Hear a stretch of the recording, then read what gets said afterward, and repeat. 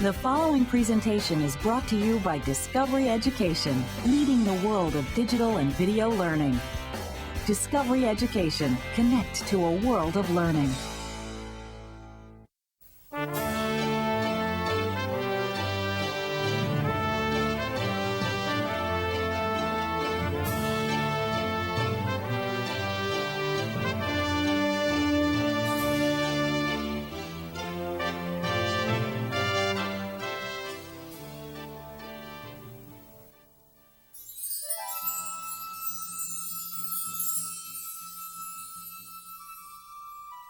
South America's most powerful indigenous group, the Inca, began as a small warlike tribe living in an area of the Andes Mountains around the year 1000 BCE.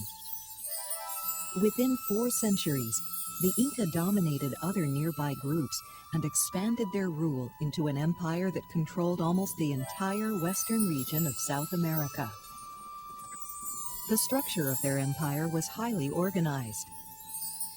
The Inca created intricate works of art, built cities of massive stone buildings, and constructed a system of roads, some of which are in use today. But weakened by disease and tribal infighting, their mighty empire collapsed following a series of attacks led by the Spanish explorer and conquistador, Francisco Pizarro. This collapse and conquest of the largest and richest empire in the Americas radically changed the course of world history.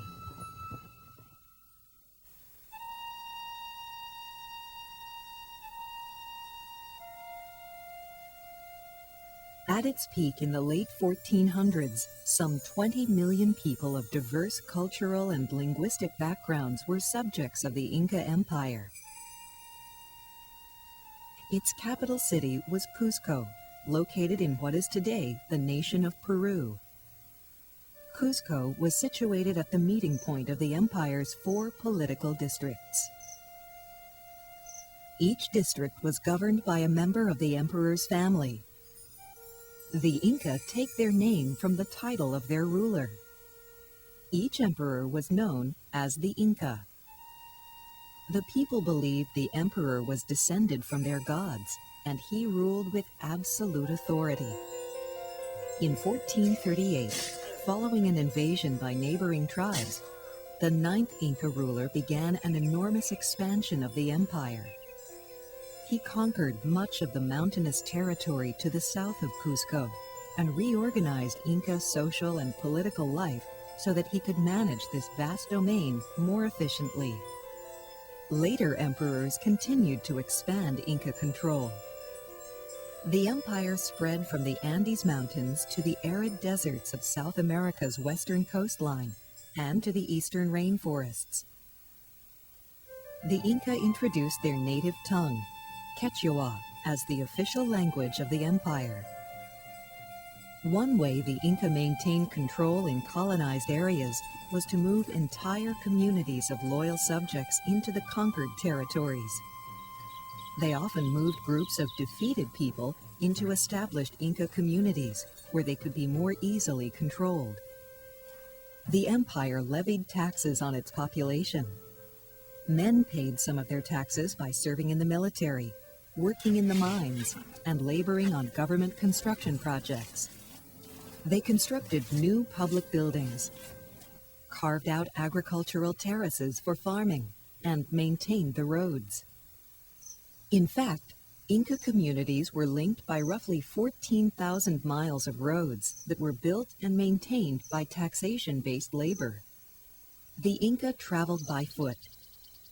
Since they had no wheeled vehicles, many of their roads included stairways like this one. Communication across the empire was accomplished by teams of government runners who sped over the roads to relay verbal messages. It took less than 6 days for messages from the capital to reach the empire's most distant outposts, more than 1,000 miles away.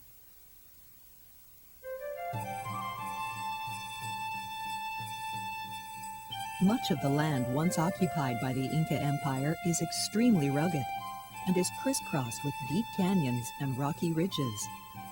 To maximize food production on such land, The Inca built agricultural terraces, like those seen here in their great city of Machu Picchu. Creating these rock-walled terraces on steep hillsides was backbreaking work. Building irrigation systems for delivering water to the terraced fields was another complex task at which the Inca excelled.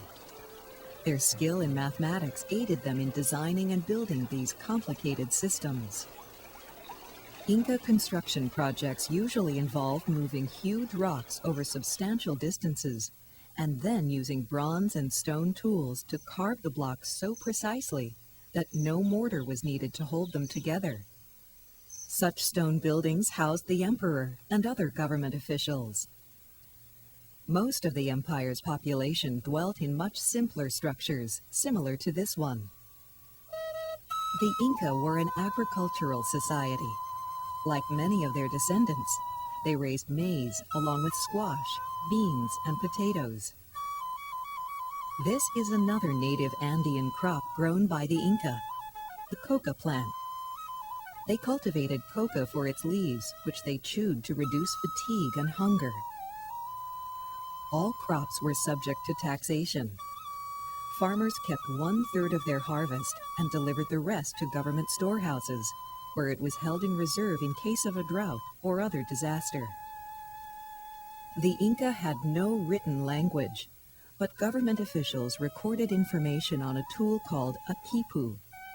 They tied knots in its strings to designate quantities of different items.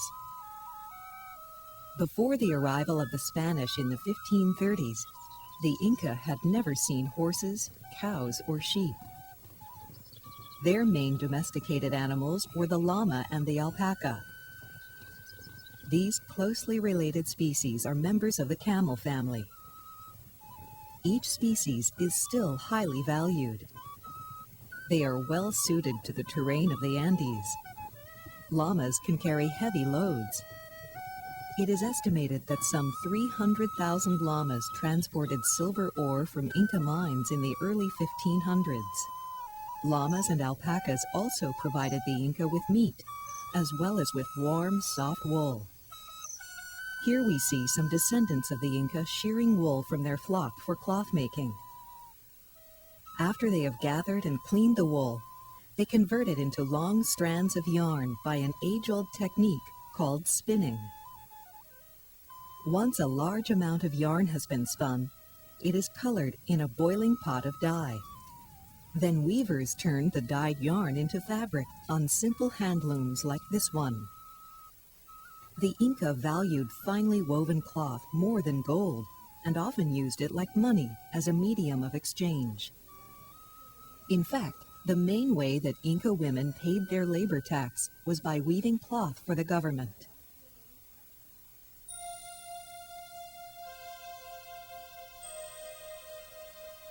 Religion played a key role in the lives of the Inca people.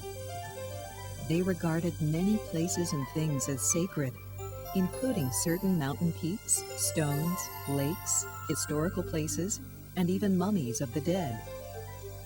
Every Inca home held at least one religious statue that was treated with great reverence.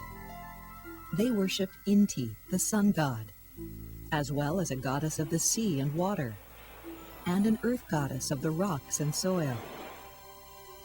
The Inca believed that their principal deity, Viracocha, had created all living things. As the earthly representative of Inti, the sun god, the emperor was highly revered.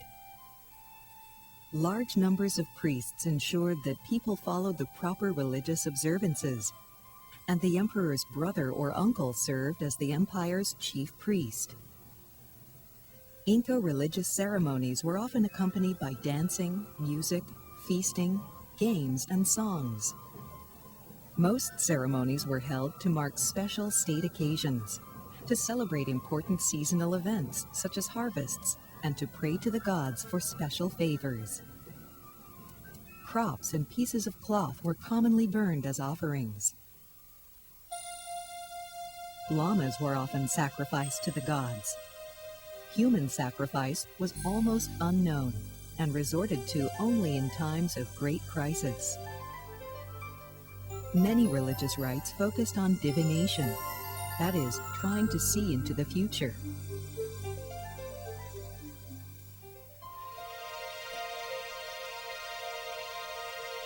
The continents of North and South America and the Inca Empire were unknown to the people of Europe when Christopher Columbus first crossed the Atlantic Ocean in 1492.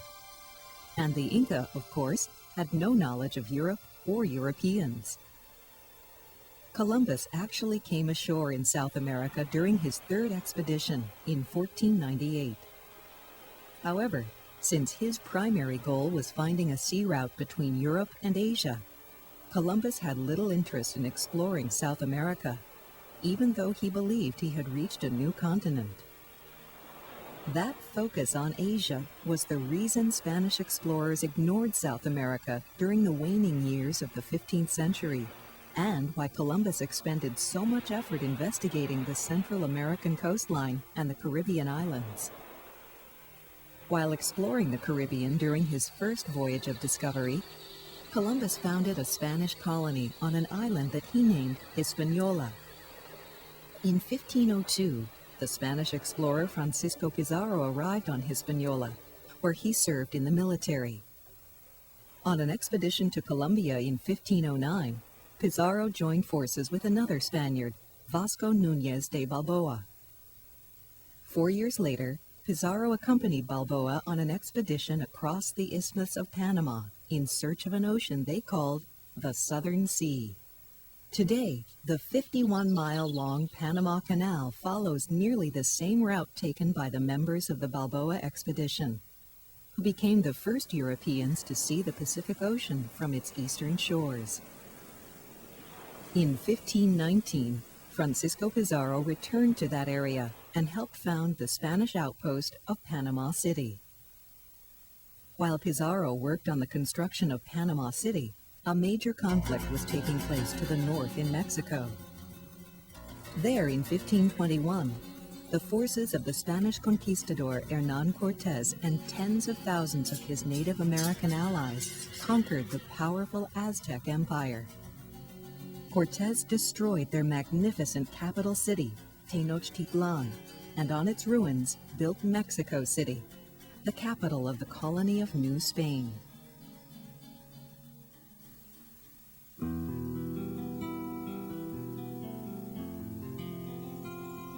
By the mid-1520s, ships loaded with Aztec gold and silver regularly sailed from the colony of New Spain to the ports of Old Spain. And Cortés, Pizarro's cousin and the governor of New Spain, had become a rich and powerful landowner. Pizarro was encouraged by his cousin's success and the reports of other explorers about riches in the region south of Panama.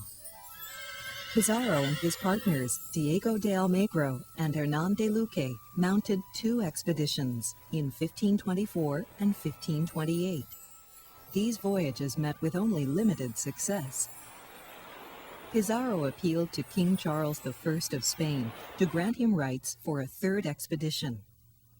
He was given the title of governor, with absolute authority over any territories he might discover and conquer.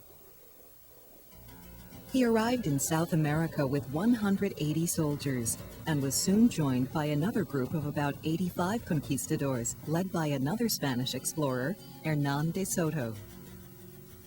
Pizarro learned that 2 Inca princes, Atahualpa and Huáscar, had been fighting over who would become emperor. Pizarro invited the winner, Atahualpa, to visit his camp. The Spaniards attacked the group and captured Atahualpa. Pizarro said he would release the emperor for a ransom of silver and gold.